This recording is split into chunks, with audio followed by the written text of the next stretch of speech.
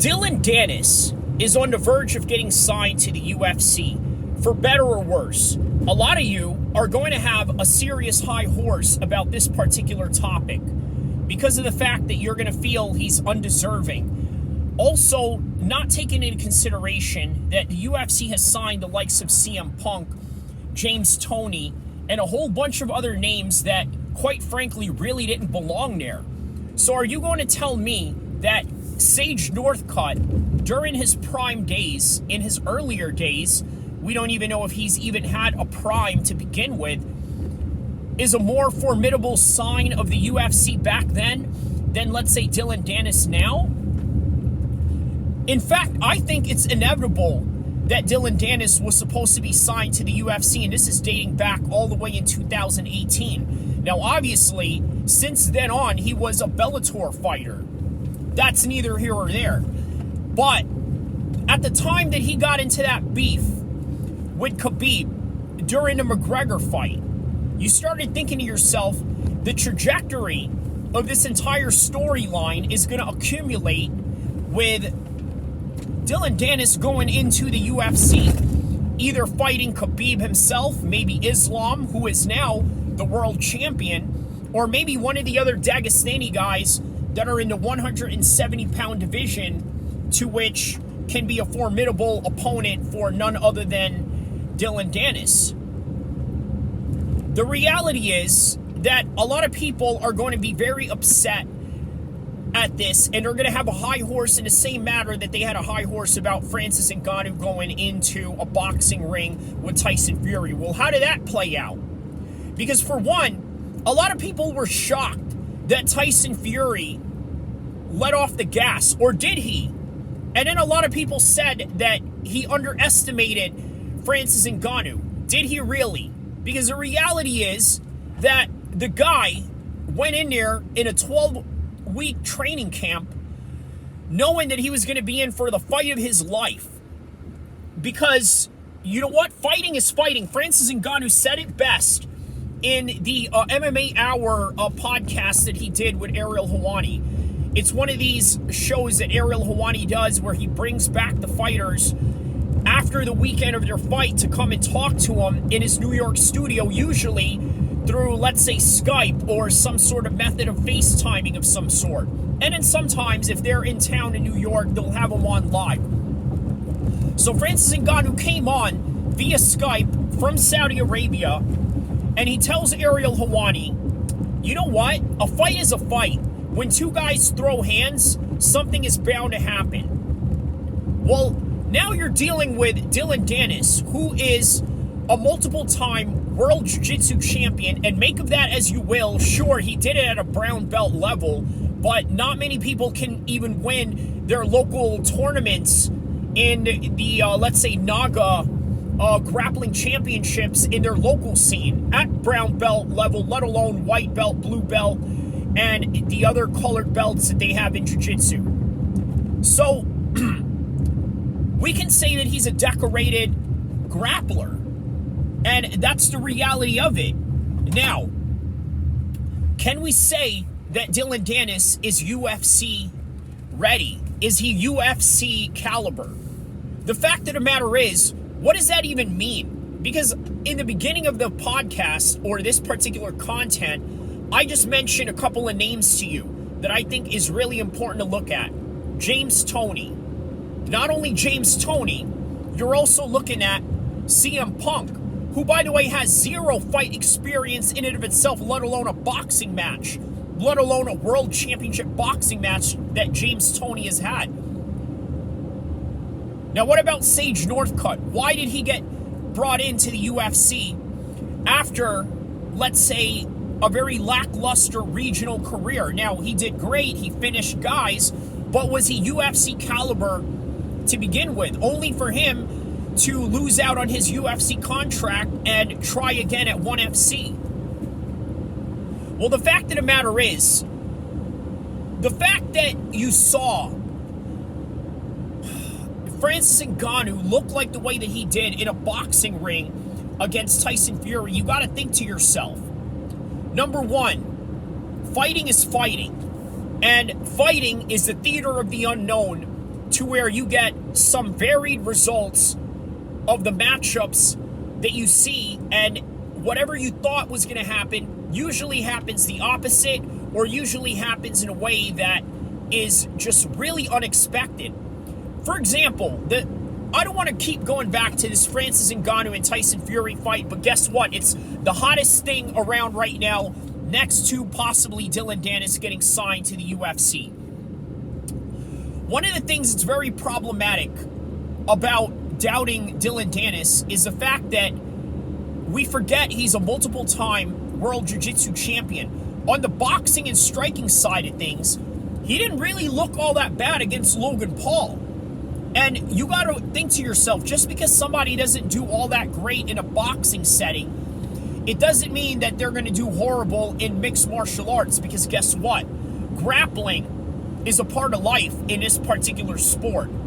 Not only is it a part of life, it is also literally 80% of the entire MMA game. Now, some will say that number is just absolutely skewed and exaggerated. Am I? Because let's be real. The striking aspect is there. People do throw kicks and punches in the octagon. They also use the same type of tricks to countershot somebody when they're trying to outpunch the other guy or trying to counterpunch the other guy. These are all applicable. You look at Sean Strickland, very applicable in how he was able to use the Philly shell against Israel Adesanya in a mixed martial arts fight that involves some kicks and maybe even some takedowns along the way.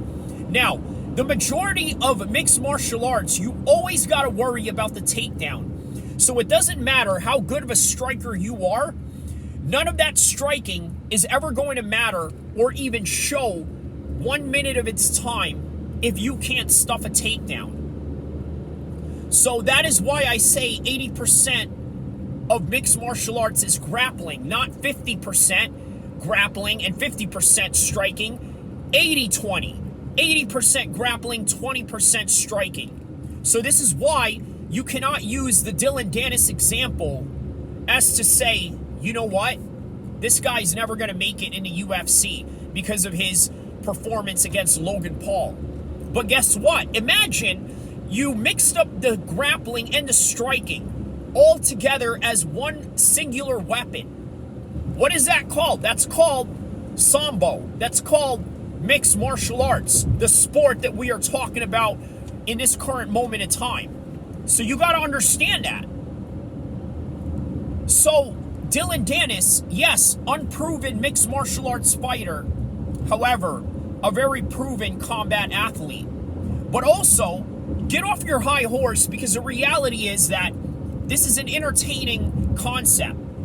He is an entertaining individual, and not only that, he attracts the attention of many people out there in the MMA space, in the boxing space, in the social media influencer space, and whatever space you want to put Dillon Danis in. He is that guy. And not only that, he's Conor McGregor's mate, which is very important in this particular segment. And I'm going to tell you why that's important. Because you're probably thinking, why does it matter that he's Conor McGregor's mate? There's a lot of guys that were Conor McGregor's mate that went into the UFC that never really quite made it on the top, right? They had a good run, like Artem Lobov. He had some good fights in the UFC, showed a great account of himself. Peter Queally, another example of that. He was in there. Paddy Holohan. What was that that female fighter's name? Isley, I believe.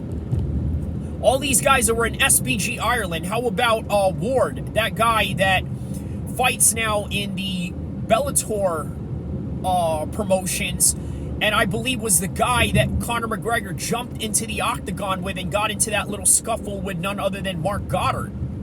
So, yeah, he's had quite a good few mates that were in the UFC, and now he's the only one really in all of Ireland SBG in that gym. I mean, not entirely of Ireland, because obviously you have Ian Gary in there, but he trains with a different gym. That's neither here or there. The point of the matter is, Dillon Danis is a big star. He's a big name. And he's a recognizable name that a lot of people will tune in and watch pay-per-views, watch the fight nights. Well, then again, I really highly doubt they're going to put him in fight night situations or anything like that. My guess and my estimate, being that Dillon Danis is going to get signed to the UFC, they're not going to give him any easy matchups off the block. Not at all. They're going to give him hard fights. Are they going to give him Daniel Rodriguez straight off the bat, a guy who is a great striker, but maybe not the greatest grappler in the world? And even that, not exactly the best striker either. No, they're not going to give him a guy like that. Okay, are they going to give him Colby Covington? A little too advanced. Maybe with a couple of wins under his belt, he could get a fight like that. So what would be the first fight for Dillon Danis going into the UFC? Well, for one, let's take a look. There's Neil Magny.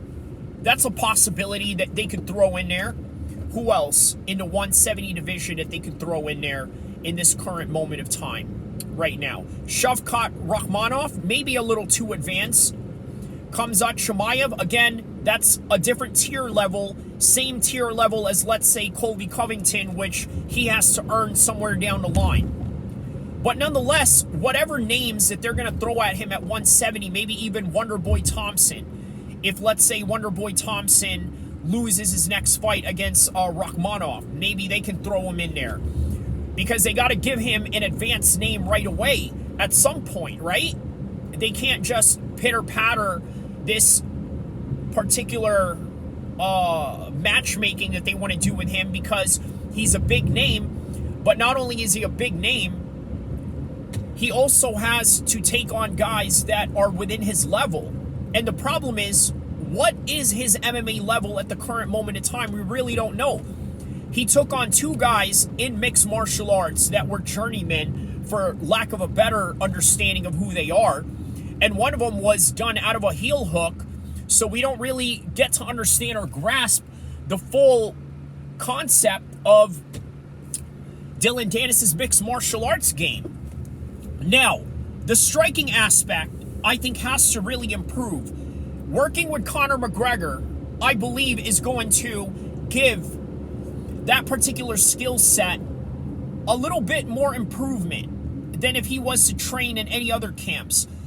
The problem is, he really has to get McGregor at a certain moment where he is focused and a long period of time where he is able to learn everything that Conor McGregor knows and implement it into his game, while adding on to, let's say, his repertoire of grappling and how he can use that as a combination with, let's say, his striking, and having both of those particular skill sets coincide with each other in order to become not only a formidable mixed martial artist, but also a very well-rounded mixed martial artist that ultimately you truly need in order for you to fight at the highest level.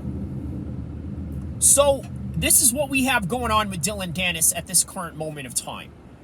The UFC is considering signing him because of the fact that you look at all the other fight promotions that are going right now. You just had the Francis Ngannou and the Tyson Fury fight. Now, if you're a company with the UFC, how do you beat that? Well, you do it with John Jones and Stipe, right? Well, the problem is now they're injured. Well, now you got Tom Aspinall and Sergey Pavlovich in the mix of this entire heavyweight division that they're trying to fill up, now going into an interim championship fight. All right, so now that you got that going on, how are you going to promote Tom Aspinall? Is he a big name in the UK? He could be. He's got a great following. You know, these English guys, they have a great following if they have even just a bit of some decent mic skills, and more importantly, being able to fight at the world level of whether it's MMA or boxing.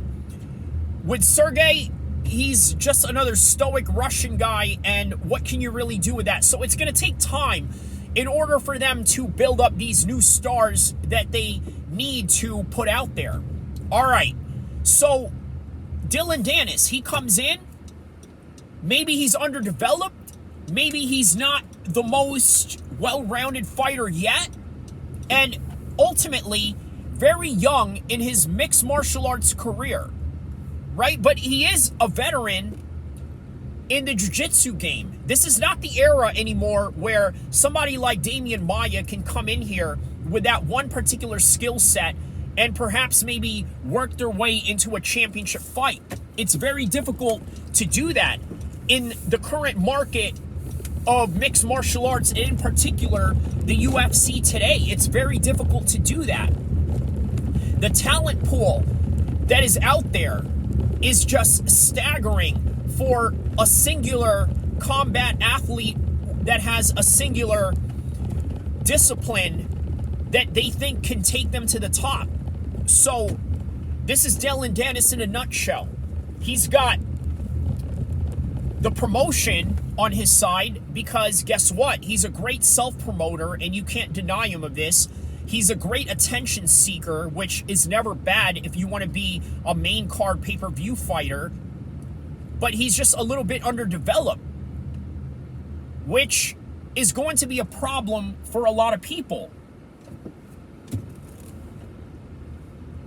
But it's not going to be a problem for the casuals. And this is the second segment that I want to add into this particular content that I'm doing right now. You hardcore fans don't rule this sport, and you really got to understand that. You don't. You are the staple. Make no mistake about it. You are the guy that watches all the fight nights on top of all the pay-per-views. You are the guy that gets all your casual friends to get interested in, let's say, just a regular fight night free card with, let's say, Almeida versus Derek Lewis.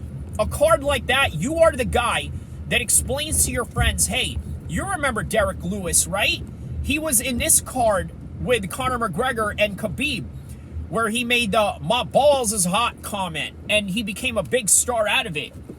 On top of that, one pay-per-view later, he gets a title shot against Daniel Cormier and gets a Popeyes deal.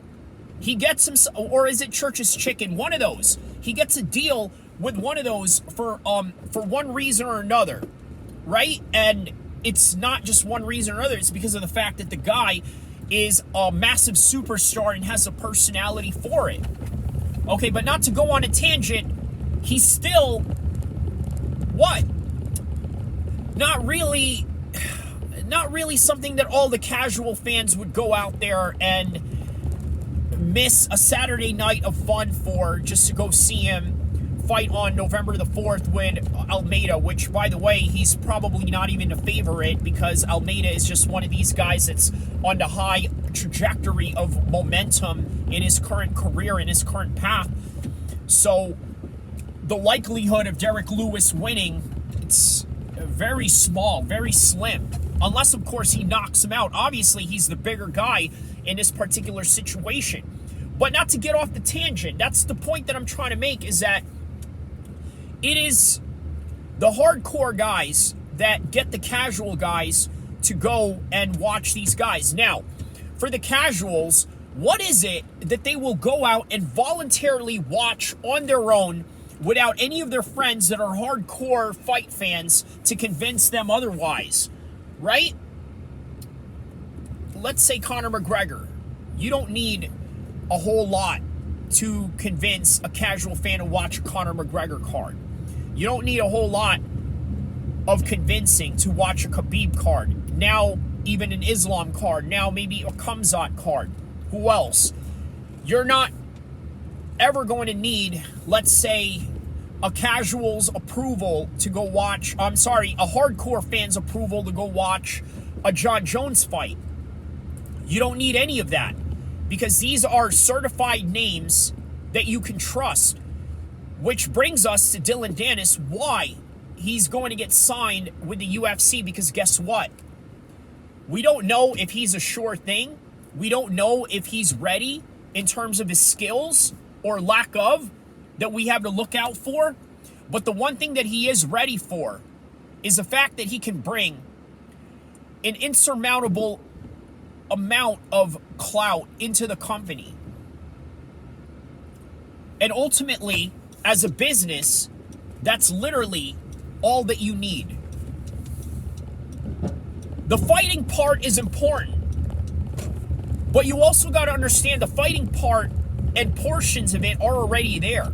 And for all you know, Dillon Danis might just really surprise a lot of you and possibly become a top 5, top 10, maybe even championship level fighter in the UFC. You never know. For all you know, he could probably beat the likes of Colby Covington or Leon Edwards, one of the top 2 welterweights in the division right now. That's a great possibility. But the reality is that you people got to get off your high horse. That's the bottom line. Get off your high horse. Because this is a business. And it's not a competitive architecture. If you want competitive architecture, go watch the Olympics. How are the Olympics doing on the ratings? Is it doing any good? Well, all right, maybe the gymnastics portion, for sure. The dream team of USA basketball does great numbers. Michael Phelps does great numbers because of the promotion that they gave him, and it gave swimming just this platform in the world stage. Fair enough. But when it comes to combat sports, did you know Ronda Rousey when she competed in the Olympics? Did you know Henry Cejudo before he was the cringe king of them all? Did you know any of that? My answer and your answer is probably not. Unless, of course, you have a niche, certain interest in the world of amateur wrestling. And by the way, that particular niche is so small that you are dealing with guys who either watch the sport because they're in it, or either watch the sport because their kids are part of it or somebody in their family, and then their interest of it is just not as high as a mixed martial arts fan trying to look for the next Saturday night fight every week. That's the reality of it. So in comes Dillon Danis. They need him because right now, the UFC, it's not that they're in shambles. And not at all. This is a company that's doing great. But this is also a company that is now owned and shared its interests with the WWE, which means they are going to be all about the showbiz. And maybe not so much about the showbiz, because once again, they still have to maintain a certain integrity into the sport, a certain level of competitive architecture to where it hasn't gotten off the deep end to the point where, all right, it's quite obvious. They want to make it inconspicuous in one way, but they also want to make it entertaining in a way where they're not trying to insult your intelligence by giving Colby Covington a title shot when he's already had 2 prior title shots against Usman, and he's stepping in here only because why? Because he decided he wasn't going to snitch or sue Jorge Masvidal because of the little fiasco they had going on at a steakhouse in Miami. So, don't forget to like and subscribe. I hope you guys like this content. Just like I hope you're going to love the UFC content even better when Dillon Danis comes into the game. Hey, it's not the worst thing in the world. You can love the guy or you can hate the guy. But one thing remains for sure. As long as he evokes either one of those emotions out of you, that is literally what you need in a company that not only entertains the idea of sports, but also entertainment. The sporting side of it, he qualifies at a very bare minimum. Maybe not even a bare minimum, maybe a little bit higher than some of these guys that they sign in the regional scenes and let's say in the Dana White Contender Series fights that they do, and some of these random champions that they pull out of the regional locations such as LFA or Fury Fighting Championship or whatever fighting leagues they have out there that are feeders like Cage Warriors and whatnot. Either way, the one thing you got to understand, okay, is that entertainment and fighting go hand in hand. It's not the same with basketball. Basketball tries to make it seem like they are entertainment because they have music in between. They got people, I don't know, doing halftime shows and this and that. Okay, fair enough. The problem with that is that it's not real entertainment because you're not allowing the guys to speak freely the way that people would find it very entertaining and very controversial at that. That's the reality of it. They're very controlled in their speech. Whereas if Dillon Danis was to sign with the UFC, there's no way they would control his speech because it's not in the ethos of the company and their particular social setting and their particular cultural setting to do anything of that sort. So, like and subscribe. We're going to cover more of this in terms of what we got going on with Dillon Danis signing with the UFC, inshallah. And don't forget to hit that like and subscribe button and watch this whole thing through and through. Enjoy the fights.